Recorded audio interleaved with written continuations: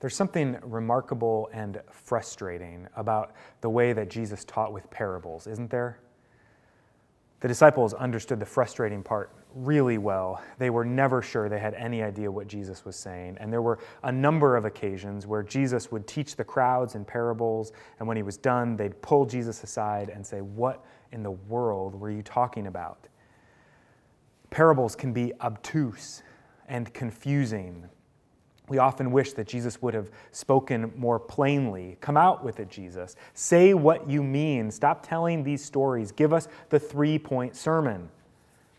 And I and other preachers are sometimes guilty of falling into the trap Will Willimon noted when he said we have a tendency to read these passages and then begin our sermons. Settle down. I can see Jesus has made you confused and a little uncomfortable. Well, here's what Jesus was trying to say if, like me, he had the benefit of 3 years of seminary education. But in many ways, the power of Jesus' teaching and the reason we're still talking about it, still captivated by it, is because of the obscurity of these stories. Think about it. Jesus couldn't just summarize these stories and tell us what they mean, because there is no simple, plain meaning.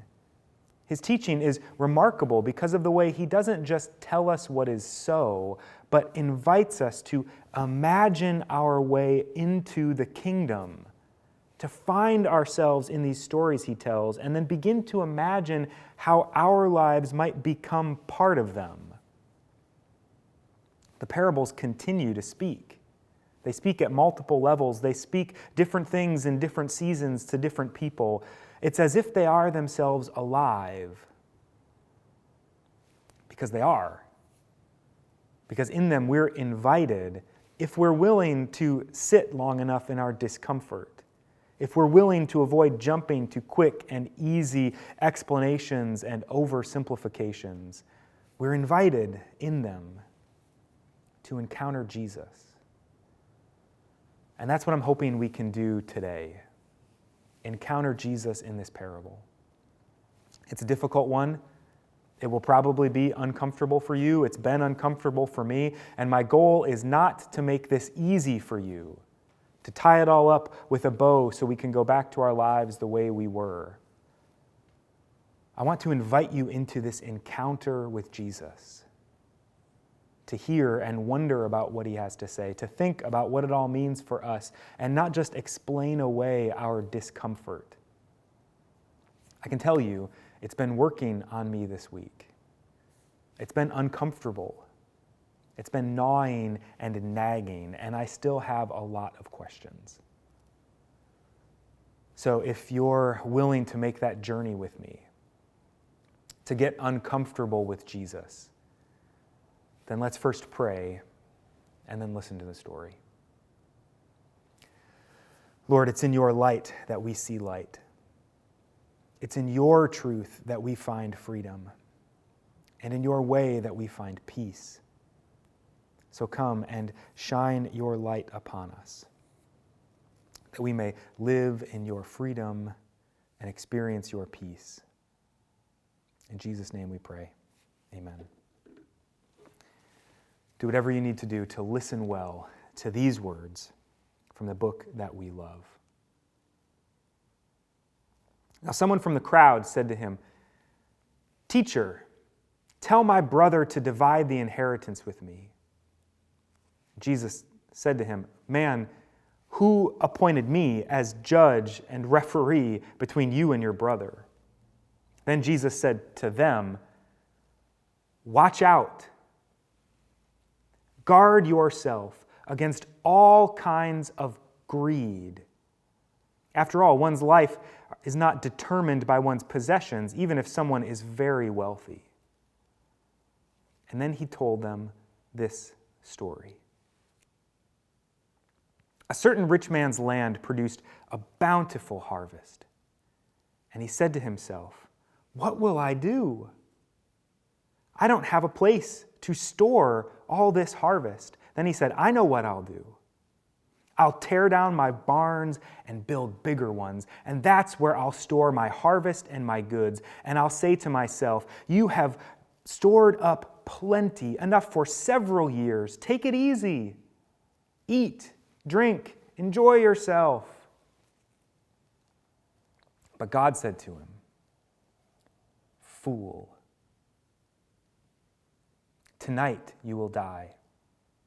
And then who will get all that you have prepared for yourself? This is how it will be for all who hoard for themselves and aren't rich toward God. The word of the Lord. Thanks be to God. Amen. Now, if we're going to wrestle with this story properly today, we have to be clear about a few things. There's no sense wrestling with Jesus about the wrong things because there's plenty to wrestle about and we don't need to waste our energy. So let's be clear about what's happening. In this parable, notice first that there's no comment about the man being rich. There's no comment about his prosperity, about his good fortune. No comment about this vast harvest that comes in, the bumper crop that's enough for years to come. No comment about building barns to store it. No comment about any of that stuff. Sometimes people will read this story as an indictment against rich people. But it's simply not that simple. Jesus makes no comment about wealth itself here. And Jesus is no socialist. He's not a capitalist either, but that's an uncomfortable conversation for another day. There's no issue with the fact that this man is rich in the story. All of creation is good, it is abundant and bountiful, and God delights to bless God's people. Which is good, right? Because we're wealthy. We're among the wealthiest people in one of the wealthiest nations in the world, and even the poorest among us are in the higher end of the 1% of those who have ever lived and walked on this earth. Jesus isn't saying anything here about wealth being evil and foolish. It's not in there. Remember, too, that the parable, the second half of this story, is meant to say something about the context where we started, about this man who comes to Jesus asking him to tell the brother to divide the inheritance with him. That's the context in which Jesus tells the story about this farmer, and that story is told to shed light on the context. Jesus means, I think, for this man to see something of a parallel between himself and the farmer. So what's the parallel? Well, when the man asks Jesus to tell his brother to divide the inheritance, there's nothing wrong with that request. We know in that day that if a father died without a will, the sons came to some agreement about the division of the inheritance, but the oldest son had to sign off on things for it to actually happen. This must be the younger brother, asking Jesus to tell his older brother to divide the inheritance. He's coming with a request for justice that is being withheld from him by his brother. And he's coming to Jesus, the one who just said, ask and you'll receive, seek and you will find, knock and the door will be opened for you. Be persistent in your prayers and come and ask. And so the man comes to ask Jesus for justice. He's coming to the right person, asking for the right thing, asking in the right way, and yet Jesus refuses to get involved. Jesus, it seems, has done some quick spiritual discernment on the fly and sees in this man that while the request is justified and good, it is tainted by the virus of greed. That for him, it's not what's on the surface that's the problem, but something that's underneath. And so we notice the same is true for the farmer. There's nothing wrong with the wealth itself. There's something else going on. And, right? Which means we're off the hook for being wealthy. We dodged another one with Jesus, right? Wrong. Again, it's simply not that simple. So breathe a sigh of relief, but don't get too comfortable because we're not off the hook. There's another question we now have to ask. If it's not simply wealth and bounty that's bad, what is it? What did the farmer do wrong? Fool, God said, tonight you will die.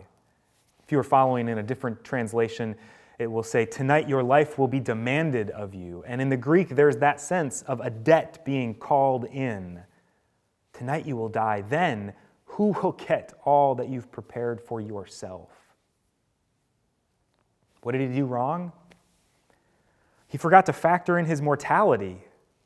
He's storing up all this grain. He's setting all this stuff aside. He's imagining his easy life over the years to come when he will have more than enough, and he doesn't know he's about to die and will enjoy none of it. Or maybe more accurately, he hasn't taken into account that his life itself is on loan from God. It's not just that he's mortal and not in control of it. It's that his life was never his own to plan and do with what he willed. That debt could be called in at any moment.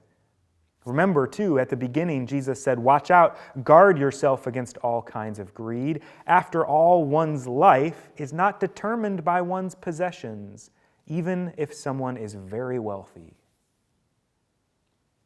There's something this man is doing in believing that his life and his things are his, and that his life is now safe because he's stored up enough stuff.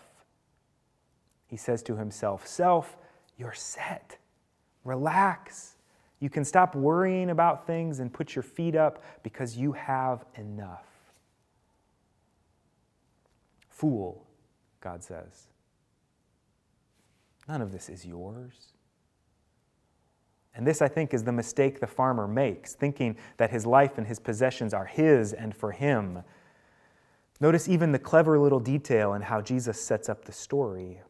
A certain rich man's land produced a bountiful harvest. Who produced the wealth? The land, not the man. Sure, he planted the right seed at the right time in the right place. He tended it well and harvested it. There was certainly a lot of skill involved. He even took the right risks at different points, and it led to this bounty. But it was the land that produced the harvest. The man can't do anything to make grain grow. And there are plenty of farmers who plant the right thing at the right time in the right place, who have all the right skills, who take all the right chances, and end up destitute because it doesn't rain, or it rains too much, or there's not enough sun, or there's too much sun. A certain rich man's land produced a bountiful harvest. But then if you watch, from that point on, everything is about him.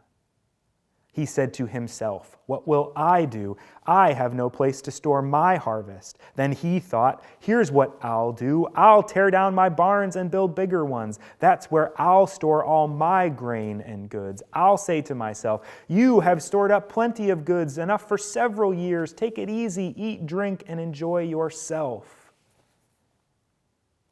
Could it be that his mistake is believing that all his stuff and his life itself are his? For him and his good. That the issue isn't his wealth and his bounty, but the issue is that he uses it for himself. And fool, God says, tonight you will die. Then who will get all you've prepared for yourself? This is how it will be for all those who hoard for themselves and aren't rich toward God. That's where the cowardly pastor might plant their flag and close their sermon. See, friends, we didn't need to be uncomfortable, did we? The problem's not that we're rich. The problem is those people who aren't generous enough. Those rich people who are just greedy, not like us. So take it easy, eat, drink, and enjoy yourselves. Jesus wasn't talking to us. Whew. But again, is it really that simple?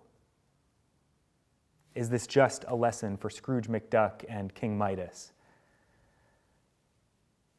I don't think so. I think we have to keep sitting with it. After all, the man who approached Jesus that day asking for justice appeared to have all the right motives. He was asking for the right thing, using the right words, believing Jesus could grant the request. And it's Jesus who's able to discern something more going on. Jesus then warns us to be on guard against all kinds of greed. And might we then be invited into that same work of spiritual discernment?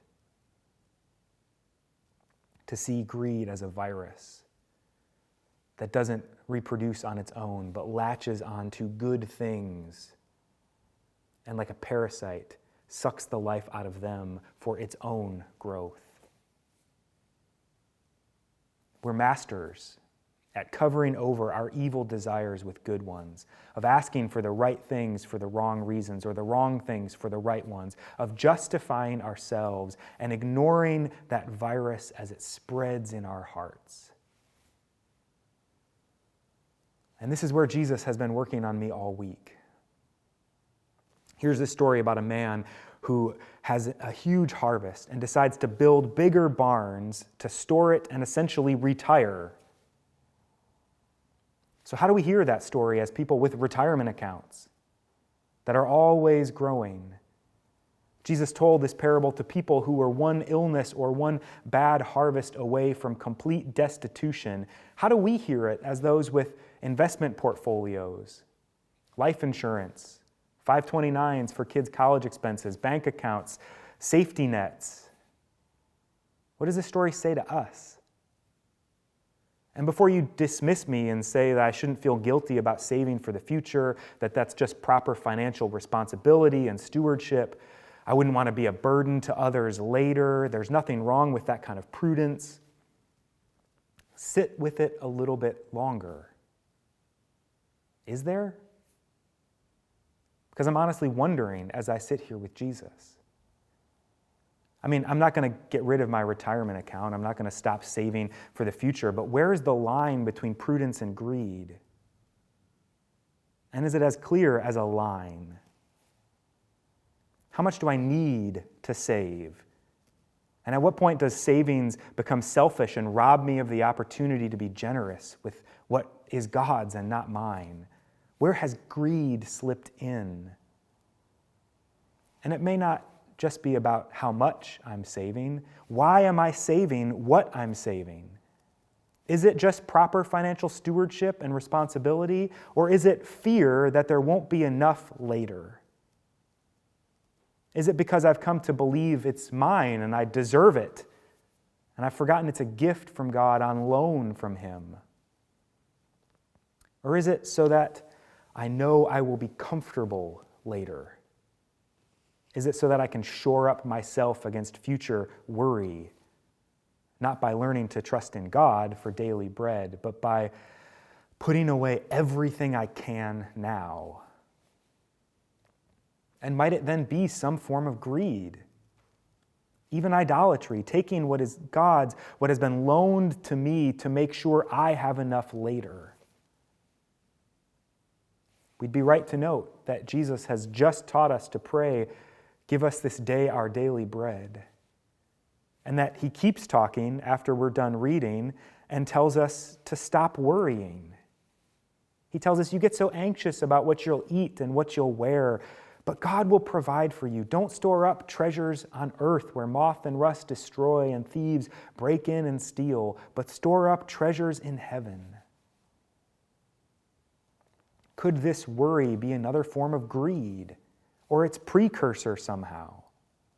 I don't know. I don't have all of the answers, but Jesus is doing something in me in all of this. And this is the deeper work of discernment that we're invited into as we sit with Jesus and enter into this story. What is prudence? And what is greed? What's justifiably ours and what isn't? What is stewardship and what's fear that hasn't yet learned trust? And it's likely not as simple as saying it's one or the other. The man who approaches Jesus is justified in his request and yet also has allowed his heart to be infected by the virus of greed. So where now does that all leave us? I'm not really sure. I'm not planning to liquidate all of my savings and give it away. I'm not planning to give away everything I earn and live myself in destitution. We give 10% of our income to God, but tithing isn't some miracle cure against greed. And then there's that harvest that came into our bank account on January 4th. $2,400 stimulus payment we did nothing to earn and don't really need. What do we do with that? How high do we need to climb up the ladder, and how much do we need to make? How much do I need to save for retirement? If you're retired, how much do you need to keep for yourself? And in all those conversations, how can we shift the whole perspective to begin to see the harvest, everything we have, even our lives, as being loans from God? That they aren't ours and for us, but for the world and are meant to be invested in the kingdom. Jesus says, watch out. Guard yourself against all kinds of greed. After all, one's life is not determined by one's possessions, even if someone is very wealthy. And then he told them this story. A certain rich man's land produced a bountiful harvest. And he said to himself, what will I do? I don't have a place to store all this harvest. And he said, I know what I'll do. I'll tear down my barns and build bigger ones. And that's where I'll store my grain and my goods. And I'll say to myself, you have stored up plenty, enough for several years. Take it easy. Eat, drink, and enjoy yourself. But God said to him, fool, tonight you will die. Then who will get all that you have prepared for yourself? So it will be with all who hoard for themselves and aren't rich toward God.